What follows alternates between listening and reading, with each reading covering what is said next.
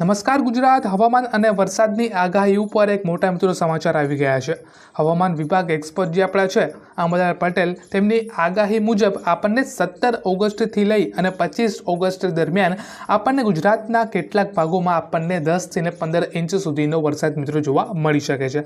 પરંતુ ખેડૂત જે છે તેને કાંઈ ચિંતા કરવાની નથી એવું આંબાલાલ પટેલે વિડીયોના માધ્યમથી આપણને કીધેલું છે।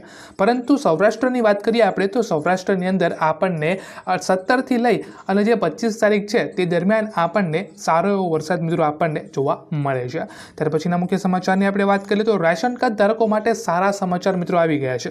ભારત સરકારે રાશન કાર્ડના અમુક નિયમો ચેન્જ કરી દીધેલા છે।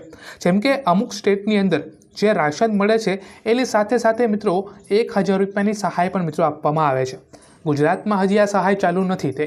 શું ગુજરાતની અંદર પણ મિત્રો આ આપણને લાભ મળવો જોઈએ કે ના મળવો જોઈએ? તમે મને વિડીયોને લાઇક અથવા કમેન્ટ કરીને મિત્રો મને જરૂરથી જણાવી દેજો।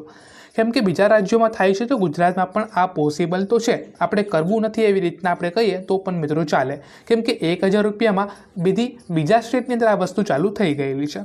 ત્યાર પછીના મુખ્ય સમાચારની આપણે વાત કરીએ તો ખેડૂતો માટે મોટી જાહેરાત કરી દેવામાં આવેલી છે। ગુજરાત સરકારે ખેડૂતોને 5000 રૂપિયા પ્રતિ હેક્ટર ઇનપુટ સહાય અને 75% સબસિડી મિત્રો જાહેર કરી દીધેલી છે। ખેતીને પ્રોત્સાહન આપવા માટે આ યોજના મિત્રો શરૂ કરી દેવામાં આવી છે, જેના માટે તમારે આઈ ખેડૂત પોર્ટલ ઉપર અરજી કરવાની રહેશે। ત્યાર પછીના મુખ્ય સમાચારની આપણે વાત કરીએ તો રાશન કાર્ડ, આધાર કાર્ડ અને જનધન ખાતા ઉપર એક મોટા સમાચાર છે।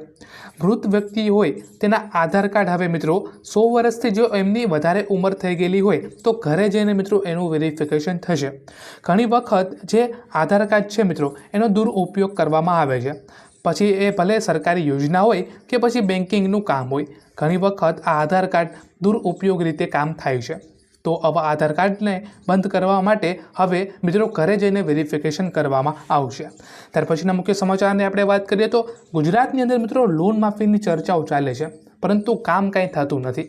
બીજા સ્ટેટની આપણે વાત કરીએ જેમ કે તામિલનાડુ, રાજસ્થાન, દિલ્હી, ઝારખંડ, મિત્રો આવા એટલા બધા સ્ટેટ છે જેમાં હાલ જ અત્યારે 1 થી 2 લાખ રૂપિયાની લોન માફી આપણને જોવા મળેલી છે। શું ગુજરાતમાં પણ મિત્રો આપણને લોન માફી જોવા મળવી જોઈએ કે ના મળવી જોઈએ? તમે મને વિડીયોને લાઇક અથવા કમેન્ટ કરીને મિત્રો જરૂરથી જણાવી દેજો। તો બસ આજના માટે એટલું જ। વિડીયો ગમે તો લાઇક કરજો અને આવા જ રોજ સમાચાર જોવા માટે આ ચેનલને સબસ્ક્રાઈબ કરી દેજો।